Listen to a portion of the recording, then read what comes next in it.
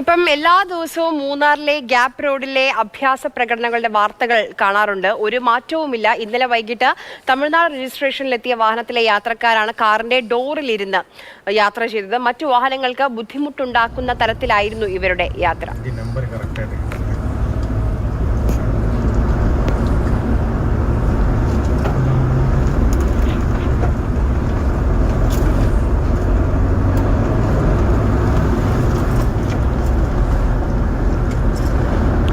ജെയിനസ് രാജുവാണ് വിവരങ്ങളുമായി ചേരുന്നത്. ജെയിൻ, ഇപ്പം ഇതൊരു സ്ഥിരം സംഭവമായി മാറിയിട്ടുണ്ട് ഈ ഗ്യാപ് റോഡിലൂടെയുള്ള അഭ്യാസ യാത്ര.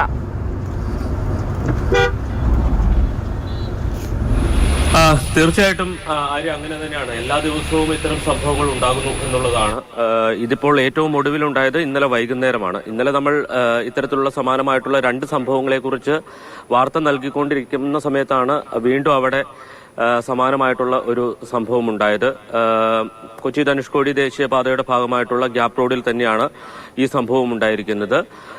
ഈ തമിഴ്നാട് രജിസ്ട്രേഷനിലെത്തിയ വാഹനത്തിലുണ്ടായിരുന്ന യുവാവ് ഈ ഡോറിൽ ഇരുന്നുകൊണ്ട് യാത്ര ചെയ്യുകയായിരുന്നു. ഒരു ഘട്ടത്തിൽ അയാളുടെ സമീപത്തുകൂടി എതിർദിശയിൽ നിന്ന് മറ്റൊരു വാഹനം വരുന്നൊക്കെയുണ്ട്. അങ്ങനെ വളരെ അപകടം പിടിച്ച രീതിയിലാണ് ഇദ്ദേഹം യാത്ര ചെയ്തത്. എന്തായാലും ഇത് സംബന്ധിച്ച് മോട്ടോർ വാഹന വകുപ്പ് പരിശോധനകൾ ആരംഭിച്ചിട്ടുണ്ട്. ഈ വാഹനം കണ്ടെത്തി അതിന്റെ ഉടമയെ കണ്ടെത്തി വിളിച്ചു വരുത്തി നടപടി സ്വീകരിക്കുന്നത് അടക്കമുള്ള കാര്യങ്ങളിലേക്ക് കടക്കും. കഴിഞ്ഞ 2-3 ദിവസത്തിനുള്ളിൽ ഏതാണ്ട് 3-ലധികം സംഭവങ്ങൾ സമാനമായി തന്നെ ഇവിടെ ഉണ്ടായിട്ടുണ്ട്.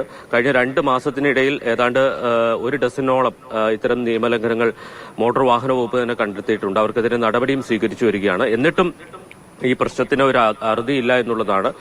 സ്ഥിരമായിട്ടുള്ള ഒരു പരിശോധനയും ബോധവൽക്കരണവുമാണ്. അതല്ലാതെ നമുക്ക് ഈ പ്രശ്നം പരിഹരിക്കാൻ കഴിയുമെന്ന് തോന്നുന്നില്ല ആര്യ.